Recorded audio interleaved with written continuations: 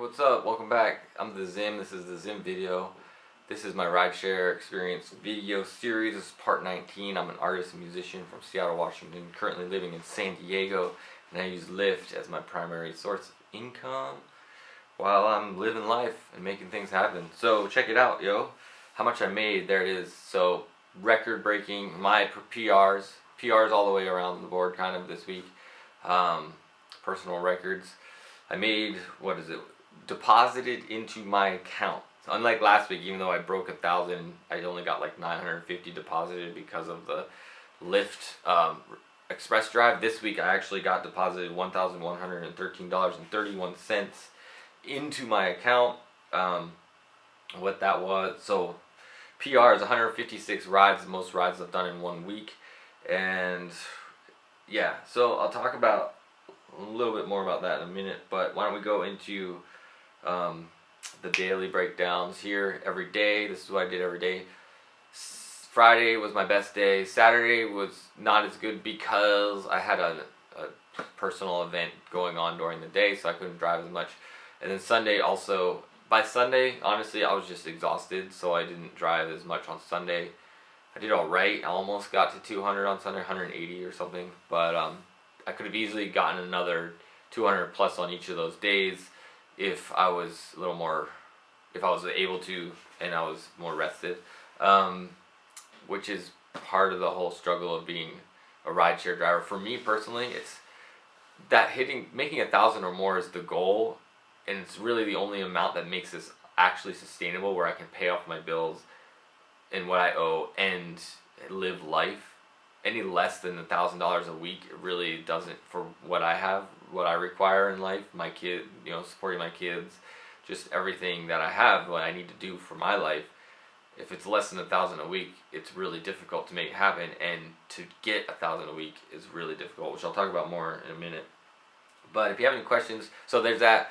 Here's where I, my hourly breakdown for the week, the little chart you get for being in the Express Drive program and Power Driver program. There's that, and then this is just the circles for the 3 tiers. Was it $95, $150, and $200 you get if you make your rides? And clearly I made all my rides. I buried the ride count. So that's pretty rad. So let's roll into the star rating. Of course, if you have any questions for me regarding what I made and how I made it, and what I'll talk about more about how I made it in a moment, because that's one of my things I want to talk about. Oh, I forgot to go through my bullet points, but next is star rating, and then I just talk about ideas that came up over the week of driving. So star rating saga here, we'll start rolling the star ratings. The emails you get. If you don't know, it turns out some people don't realize Lyft sends you an email with you get the second decimal point on what your star rating is. So on the app, you see a 4.9 or 5.0 or 4.8. Oftentimes, like my 5.0 right now is not a genuine 5.0. Like, I'm rocking a 5.0 on the app, but I'm actually a 4.99, which is not, they round up. If you get 4.95 or higher, they round up. So if you get a 8.5 or higher, you get a 4.9 on the app. It's like so it's just, they round up to show it on the app. But if you want to know what your second decimal point is, you're getting an email. You may not have seen it because it might be in your junk mail or whatever, so check it out if you want to know. And that's also where you get to see little quotes that people send you, the best quote of the day, kind of, or best review, I guess you could say.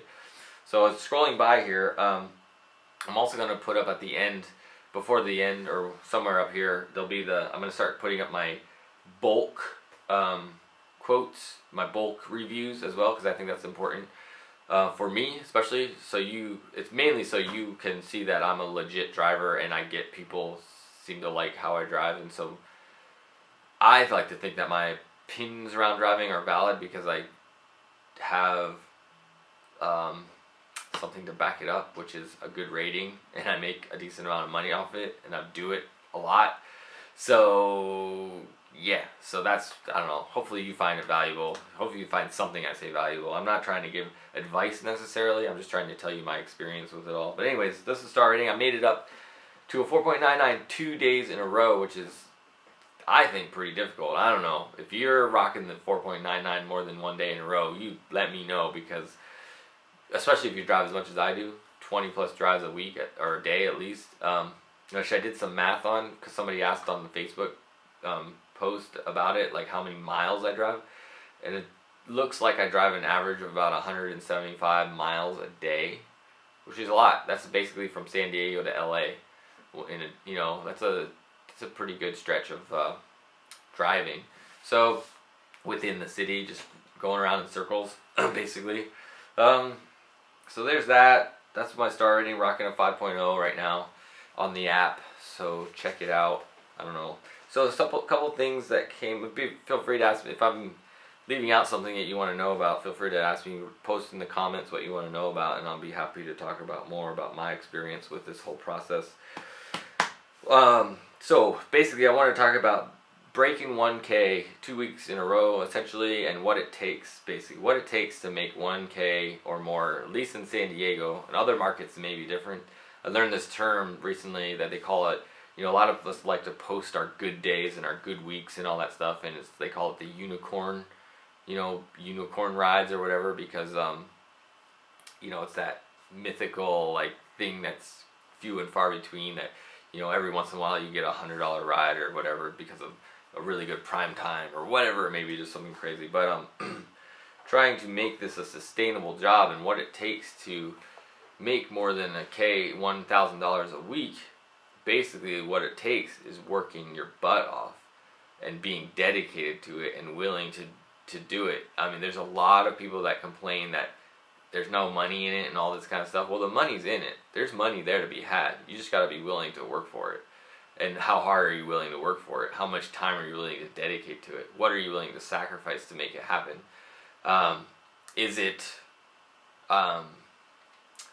What's the idea? Is it, like, good, I guess you could say? I can't think of the right word, but is it are we being taken advantage of because of how much you have to work to actually make it a sustainable thing? Or are us, the people that do drive full time like me, is it really not intended to be a full-time job?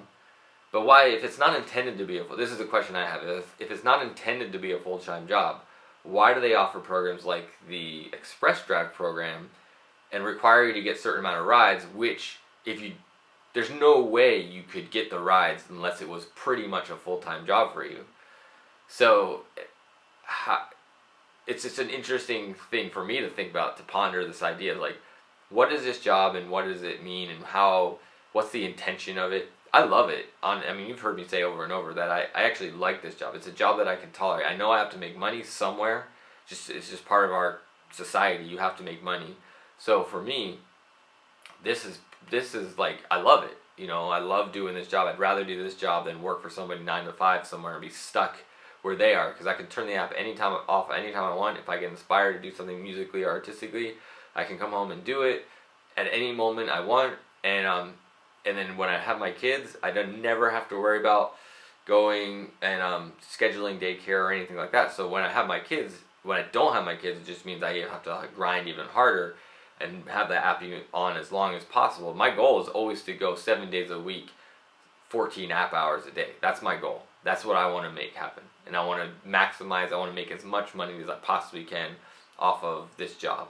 And what it means is just working your butt off and just, kind of making it happen. And being smart, for me, I have to be smart because I have to regulate, obviously, like I said already, this last week, I was pretty burnt out by Sunday, which is unfortunate because Friday, Saturday, and Sundays are the best days to work, where you can get the most money. So you just got to be smart at the beginning of the week, make sure you get enough sleep, eating good, get some exercise, do all that kind of stuff, so that when the weekend comes and you can really dedicate to it, make sure you're there, you make sure you're making the money when the weekend comes.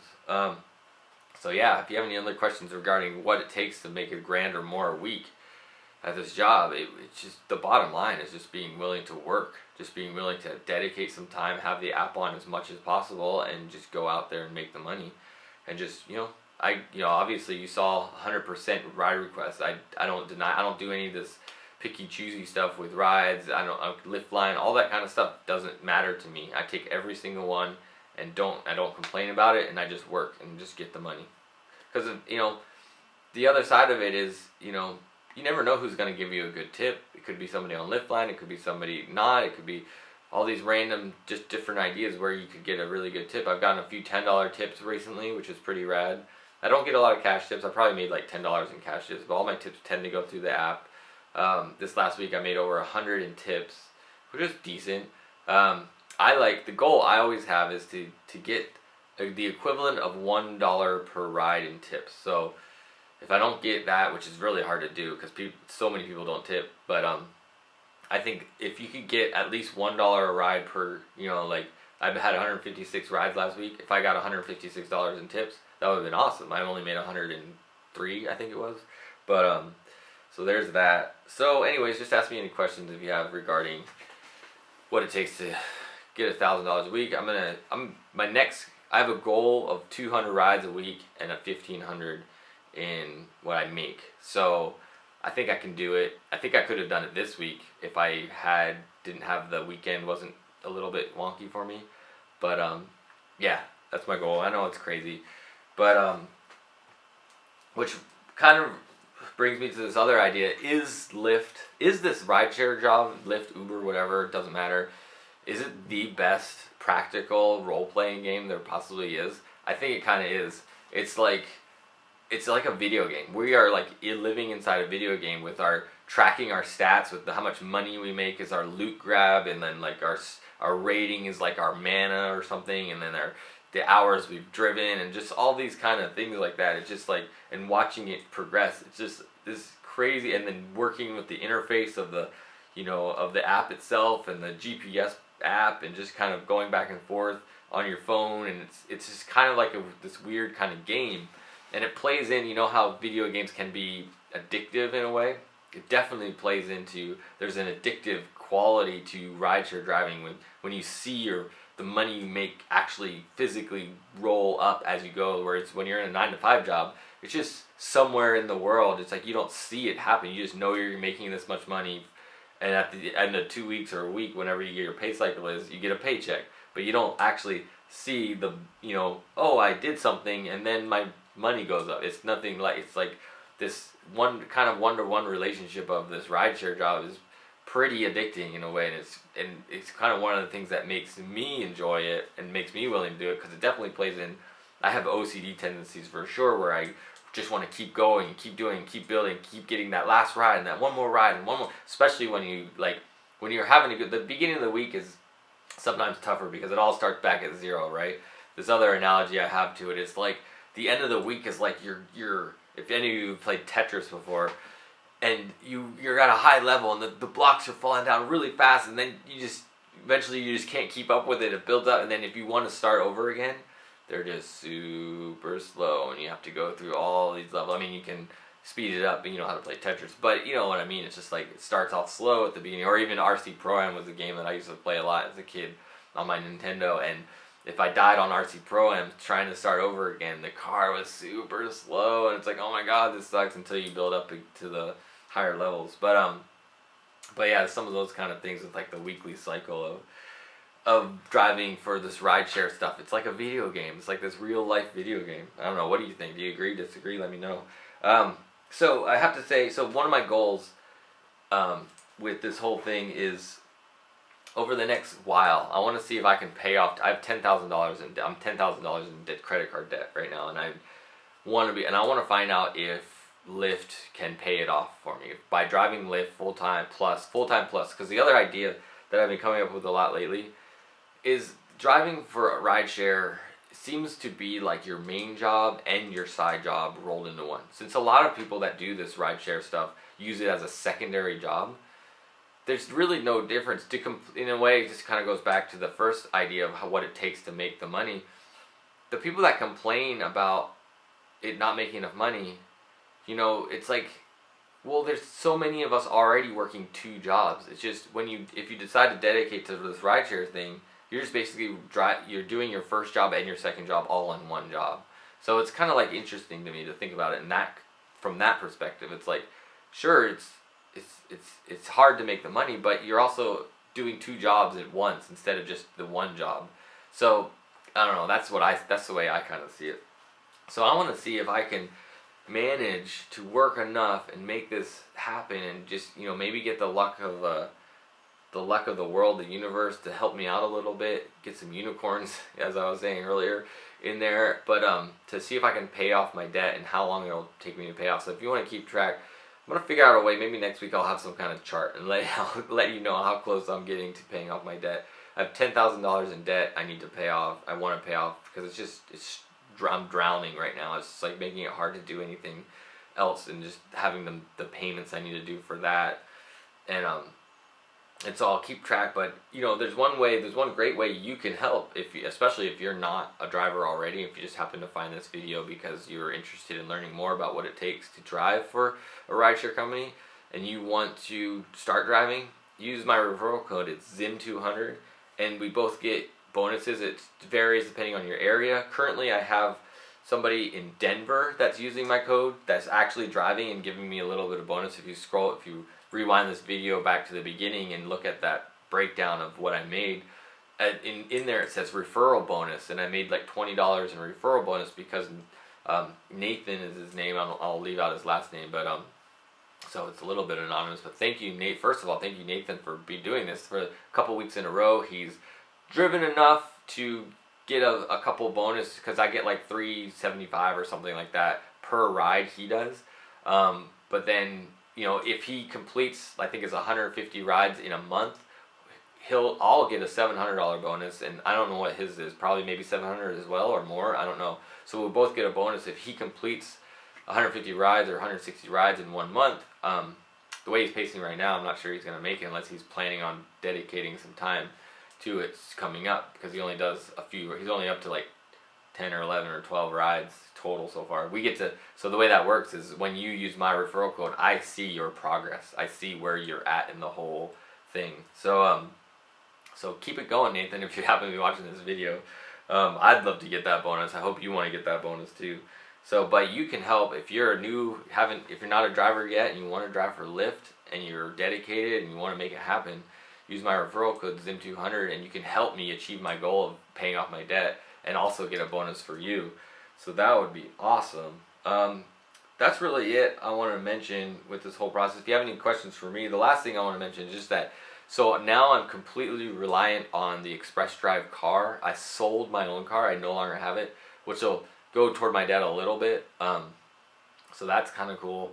But I sold my own car. So I'm relying on the Express Drive program, and I'll let you know how that goes as time goes on. Basically what it feels like right now is just, I feel like I'm tied to the job in a way, because I have to get the rides in to make it cost effective, and I need a car to just live in life in San Diego especially. You need a car to get around, and I have kids and all that stuff, so it's pretty imperative. So I'm using the Express Drive car for life as well, which you're allowed to do. So that's that. If you want to help, again, if you're digging on my story and what I'm doing, as you know, I said at the top, I'm an artist, a musician. One of the things I do is I make this handmade clutch purse. It's Alexander Thomas 2015.etsy.com is the store to get it. If you want a discount, Lyft20, I set up a promo code. You get 20% off. You can buy one if you're into it. So check it out, yo. Alright, if you have any questions for me, like I said like 10 times already today, be sure to comment in the comments. Let me know what questions you have. I always respond to every comment, and if it's a good one, and I typically also follow up with it on the next video, if it makes sense to do that. So yeah, cool. Thanks everybody that's watching, and I'll catch up with you again soon. Alright, peace.